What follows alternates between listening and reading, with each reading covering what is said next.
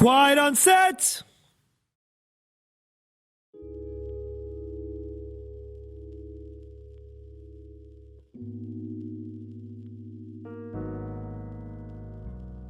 It's time to look at that most misunderstood of all film studies concepts. On the male gaze. The male gaze. The male gaze. The male gaze. The male gaze. Male gaze. The male gaze.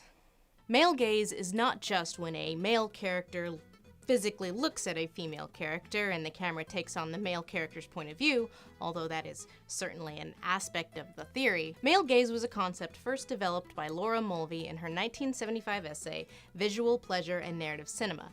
It is important to note that the term originated as a film studies term and was expanded upon in the following decades in media studies, communications, and cultural theory. In its original iteration, the term male gaze relied heavily on the way cinematographers photographed women in movies. Mulvey's idea of male gaze holds that women on film are objects for male fetishistic gazing, with men as the de facto subject. And what about female gaze, retorts the internet strawman. According to Mulvey, the language of film was made by male filmmakers for male audiences.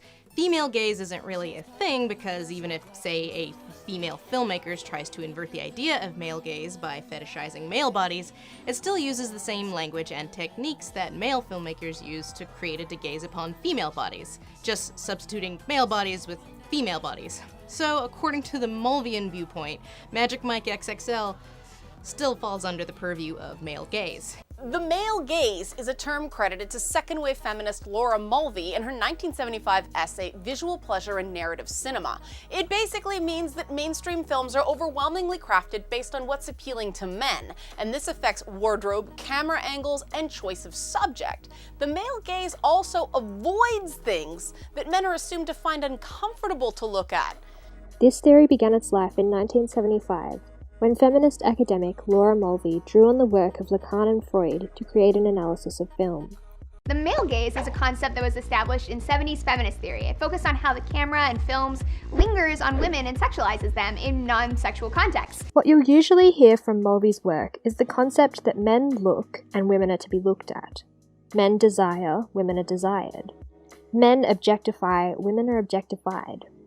It's primarily prominent in the cinema through the director or cameraman's choice of focusing on the breasts, the legs, the buttocks, and mouth of a woman, even though the cinema isn't necessarily supposed to be a feast for the viewer's eyes. This fragmentation of women's bodies leads to the objectification of women.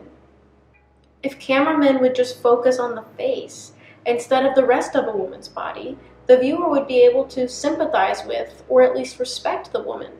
By showing another body part, the audience is more likely to view the woman as an object of desire rather than a character.